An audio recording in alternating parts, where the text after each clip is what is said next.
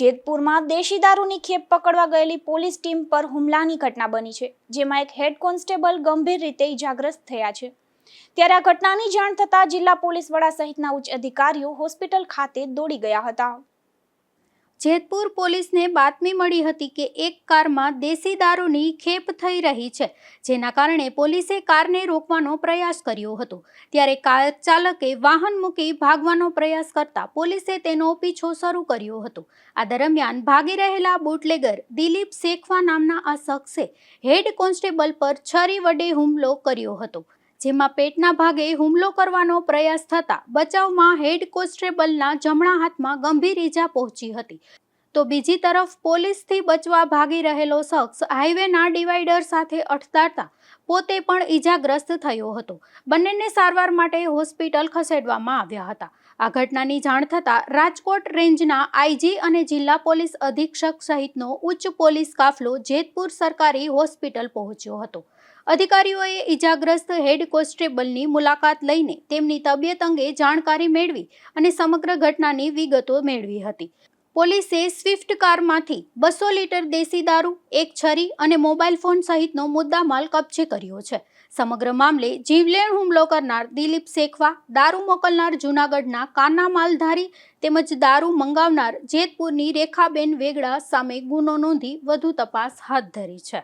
ના એક કર્મચારી ઉપર હુમલો કર્યો છે, કોને હુમલો કર્યો છે અને આ વ્યક્તિ કોણ છે હુમલો કરનાર અને ઉદ્યોગનગર પોલીસ છે તે કઈ રીતની અહીંયા બાતમી મળી હતી અને તપાસમાં ગઈ। ગઈ રાત્રિમાં લગભગ 10 વાગ્યાની આજુબાજુ જેતપુર ઉદ્યોગનગર પોલીસ સ્ટેશનમાં સર્વેલન્સમાં હેડ કોન્સ્ટેબલ નિલેશભાઈ મકવાણા છે, એને બાતમી મળી કે જૂનાગઢ બાજુથી એક સ્વિફ્ટ ગાડી એમાં દેશી દારૂ લઈને એક બુટલેગર ત્યાંથી આવે છે। આ બાતમી ઉપર પંચો સાથે ઇનિશિયલ પંચનામો કરીને ત્યાં સર્વેલન્સમાં ડી સ્ટાફના માણસો ઊભા હતા। થોડી વાર પછી 11:30ની આજુબાજુ આ ગાડી જૂનાગઢ બાજુથી આવી અને રોડ ઉપર બંને સાઈડમાં પોલીસ દ્વારા બ્લોક કરવામાં આવ્યો। આ બ્લોકથી છટકારો કરવાનો આ પ્રયાસ કર્યો। હાઈવે ઉપર રોંગ સાઈડ પણ આ બુટલેગરે ગાડી ચલાવી, પછી એક જગ્યાએ ગાડી ઊભી કરીને ત્યાંથી ભાગવાનો પ્રયાસ કર્યો। આમાં નિલેશ મકવાણા અને બીજા જો સાથમાં પોલીસના માણસો હતા એ એની પાછળ દોડ્યા।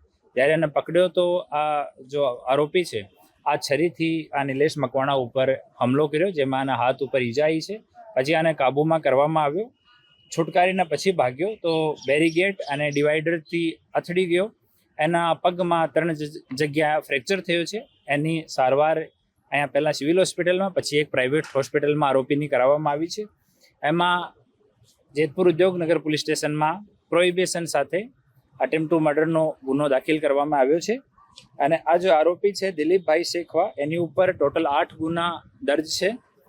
બીજી જો આરોપી છે આમાં જો આ મુદ્દામાલ મંગાવનાર છે રેખાબેન ઉર્ફે ઢક્કુ, ડોટર ઓફ લલિતભાઈ વેગડા। આ એના ઉપર ટોટલ 41 ગુના જેતપુર અને અલગ અલગ જગ્યા રજીસ્ટર્ડ છે। હાલ બંને આરોપીઓ ને ડિટેન કરવામાં આવ્યા છે, પૂછપરછ ચાલુ છે। પછી આગળની પંચનામાની અને બીજી પૂછપરછ કરીને ઇન્વેસ્ટિગેશનની કામગીરી કરવામાં આવશે। સાહેબ, આરોપી દ્વારા છે ને વડે પોલીસ કર્મચારી ઉપર હુમલો કરવામાં આવ્યો? જ્યારે પકડતા હતા ત્યારે પકડવા ગયો તો બચવા માટે એના પાસે છરી હતી, તો છરી ખિસ્સામાંથી કાઢીને અને જો નિલેશ છે એના ઉપર અટેક કરવામાં આવ્યો। પોલીસ કર્મચારીને કેવા પ્રકારની ઈજા પહોંચી?